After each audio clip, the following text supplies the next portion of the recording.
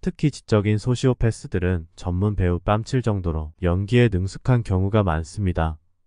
아이러니하게도 감정이 없는 그들이 감정을 의도한 대로 표현하는 능력은 탁월한 것이죠. 우리는 매일매일 성장합니다. 안녕하세요. 성장의 시간입니다. 여러분, 학교나 직장을 다니면서 이기적인 것을 넘어 양심이 없어 보이는 사람을 겪은 적이 있으신가요? 아마 많은 분들이 그런 경험이 있으실 겁니다. 사이코패스 혹은 소시오패스라는 말 들어보셨을 텐데요. 가끔 뉴스에서 잔혹한 살인사건이나 폭력사건이 발생했을 때 이런 존재들이 언급되곤 하죠.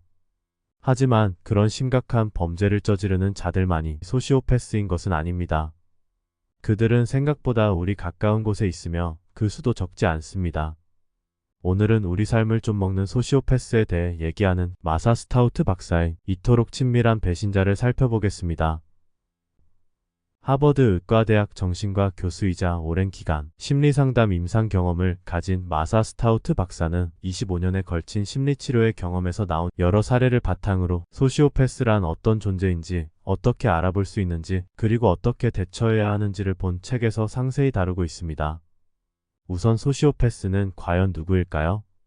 그들은 본질적으로 양심이 없는 자들입니다. 그럼 심리학적으로 양심은 무엇일까요? 저자의 정의에 따르면 양심이란 본질적으로 인간을 비롯한 다른 생명체 또는 사람들의 모임, 심지어는 인류 전체에 대한 감정적인 애착을 바탕으로 하는 의무감을 말합니다.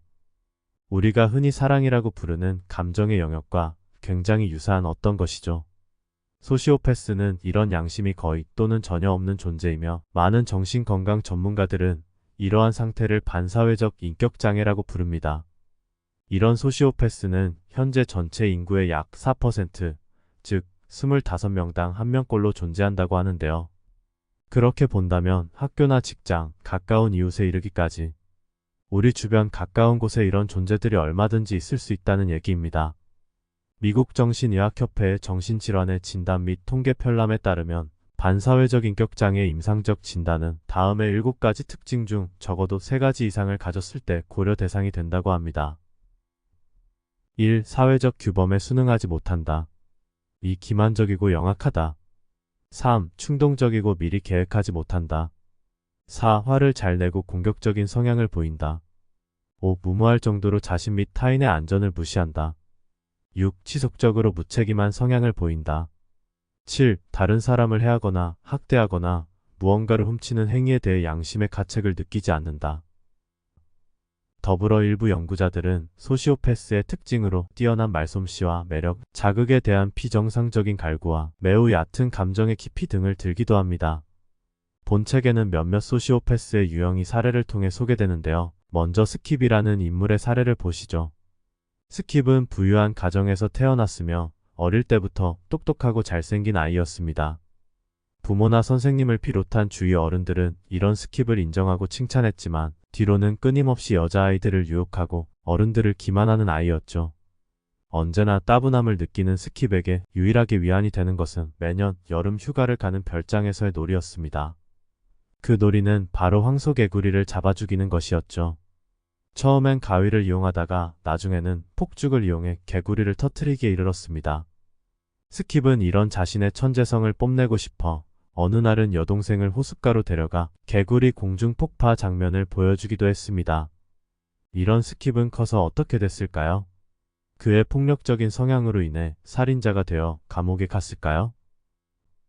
예상과 다르게 그는 크게 성공하여 더욱 부유해졌습니다.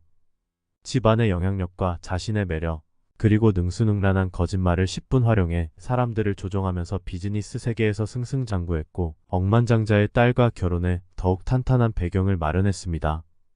때때로 폭력이나 성희롱, 사기 등으로 고소를 당하곤 했지만 이런저런 방법으로 무마했죠. 스킵은 비정상적인 자극 욕구와 공격성을 가지고 있고 전혀 죄책감이 없는 등 전형적인 소시오패스입니다. 더불어 비정하고 오직 승리만을 갈구하는 지배적인 유형의 소시오패스라 할 수 있죠. 그에게는 주변 사람들이 그저 체스판 위의 말과 같은 존재일 뿐이며 남을 조종하고 이기고 지배하는 것이 가장 매력적인 일입니다.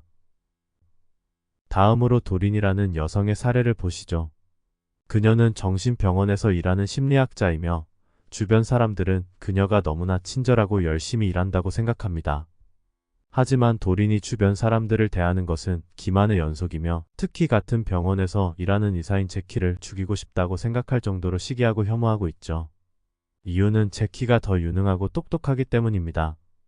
도린은 제키를 공경에 빠뜨리기 위해 퇴원을 앞둔 제키의 환자에게 거짓말을 해 그를 더욱 안 좋은 상태로 만들고는 폐쇄병동에 감금시키는 일도 서슴지 않았습니다.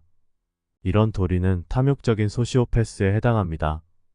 그들은 다른 사람이 가진 무언가를 빼앗거나 그럴 수 없다면 망가뜨리는 것에서 만족감을 느끼죠. 일반적인 사람들은 이런 소시오패스의 인과관계가 전혀 없어 보이는 안가품을 이해하기 힘듭니다. 내가 그 사람에게 전혀 해를 끼친 것이 없고 오히려 친절을 베풀었는데 은밀하게 복수를 당하는 꼴이죠. 그래서 사람들은 탐욕적인 소시오패스의 복수를 잘 인지하지 못하거나 인지하더라도 설마 하며 넘어가는 경우가 많습니다. 탐욕적인 소시오패스는 양의 탈을 쓴 늑대라 할 수 있는데 도리는 특히나 정교한 가면을 쓰고 있었죠. 그녀는 심리학자로서 정신병원에서 일하고 있지만 사실 그 어떤 자격증도 박사학위도 없습니다. 그 업계의 유명한 사람에게 접근해 모종의 부적절한 관계를 맺고는 추천서를 받고 적당한 속임수를 써서 병원에 취직한 것이죠. 그리고 자신이 충분히 우월하다고 느끼는 대상에게는 친절과 배려를 베풀어 자신의 가면을 더욱 공고히 했습니다. 안타깝게도 우리는 이런 소시오패스를 잘 알아보지 못하며 어떤 경우에는 아주 좋은 사람 또는 열정적으로 일하는 사람으로 오인하기도 합니다. 더구나 그들의 사악한 속임수와 행동들은 법적으로 처벌받을 가능성이 거의 없죠. 그렇다면 양심을 가진 일반적인 사람들은 왜 소시오패스를 제대로 알아보지 못하거나 알더라도 적절히 대응하지 못하는 걸까요? 그 이유 중 일부는 파렴치한 그들이 사람들을 순응하게 만드는 강력한 기술에 기인하는데요. 그 기술들은 다음과 같습니다. 첫 번째는 그들이 가진 매력입니다. 놀랍게도 매력은 소시오패스의 가장 두드러진 특징 중 하나입니다. 많은 피해자들과 연구자들은 공통적으로 소시오패스가 강렬한 매력과 카리스마를 가졌다고 말합니다. 저자는 소시오패스의 매력을 포식동물의 카리스마에 비유하는데요. 우리가 호랑이 같은 대형 고양이과 동물들을 바라볼 때 그 움직임과 독립성, 힘에 매료되는 것과 비슷한 것이죠. 더불어 규칙적이고 평범한 삶을 살아가는 사람들에게 그들의 충동적이고 위험을 즐기는 성향은 흥미진진하게 다가오기도 합니다. 두 번째는 우리가 그들에 대해 아는 것보다 그들이 우리를 훨씬 더 잘 알고 있다는 점입니다. 그들은 누가 속이기 쉬운 사람인지, 누가 책임감이 강한 사람인지 어렵지 않게 알아볼 수 있으며 이용할 만한 사람이라고 판단되면 어떻게 조종하고 구워 삶을지를 연구합니다. 그러고는 다양한 방식으로 피해자에게 접근하게 되는데 성적 유혹도 그 대표적 방식 중 하나입니다. 소시오패스는 성적 관계에 있어서 전혀 감정적 유대감을 가지지 않으며 상대방이 가지는 유대감을 이용할 뿐이죠. 세 번째는 그들의 뛰어난 연기력인데요. 앞서 말한 성적 유혹도 그 일부라 할 수 있겠네요. 특히 지적인 소시오패스들은 전문 배우 뺨칠 정도로 연기에 능숙한 경우가 많습니다. 아이러니하게도 감정이 없는 그들이 감정을 의도한 대로 표현하는 능력은 탁월한 것이죠. 화가 나지 않은 상황에서도 환한 연기를 하며 누군가를 심하게 압박하기도 하고 불리한 상황에 처해서는 애처롭게 눈물을 흘리기도 합니다. 또 어떤 경우에는 정의의 사도인 양 분노를 터뜨리며 사람을 겁박하기도 하죠. 일반적인 사람들은 이런 모습에 현혹되기 일쑤입니다. 네 번째로 소시오패스는 사회적이고 전문적인 역할을 잘 활용할 줄 아는데요. 타고난 배우인 그들에게 이런 것은 어려운 일이 아니죠. 앞서 살펴본 사례에서 도리는 박사라는 타이틀을, 스킵은 사업가라는 타이틀을 가지고 있었기에 그들이 이상한 행동을 하더라도 사람들은 별로 의심하지 않았습니다. 더불어 누군가가 스스로를 현명하고 좋은 사람이라 칭하며 그런 척한다면 보통은 그렇게 믿게 됩니다. 예를 들어 스스로 동물애호가라 자처하는 사람이 동물을 학대할 거라고는 잘 생각하지 않는 것이죠. 이렇게 오늘은 소시오패스란 누구인지, 그리고 그들은 어떤 특징을 가지고 있고 무슨 기술로 사람들을 현혹하는지 살펴보았습니다. 이에 대해 저자의 말로 이번 시간을 마무리할까 합니다. 감정적인 공감, 성적인 유대감, 사회적이고 전문적인 역할, 따뜻한 사람들과 창의적인 사람들에 대한 존중, 세상을 더욱 좋게 만들려는 우리의 바람, 권력을 조직하는 원칙 등은 우리 사회를 결집시키는 데 필요한 도구다. 본래는 이렇게 긍정적인 도구지만 아이러니하게도 양심 없는 사람들은 이런 도구를 무기로 우리를 공격하기 때문에 우리의 양심이 그들을 제대로 볼 수 없을 수도 있다.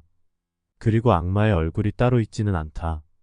끔찍한 짓을 저지르는 사람이라고 해서 그럴 만하게 생긴 것은 아니다. 의식적으로든 암묵적으로든 우리는 사람의 외모로 성격을 판단하려 들지만 이런 판단이 잘 들어맞는 경우는 별로 없다. 현실의 악당들은 전혀 악당처럼 보이지 않는다. 그들의 모습은 우리와 다르지 않다. 네, 다음 시간에는 소시오패스를 알아보는 법과 어떻게 대처해야 하는지를 살펴보겠습니다. 여기까지 성장의 시간이었습니다. 감사합니다.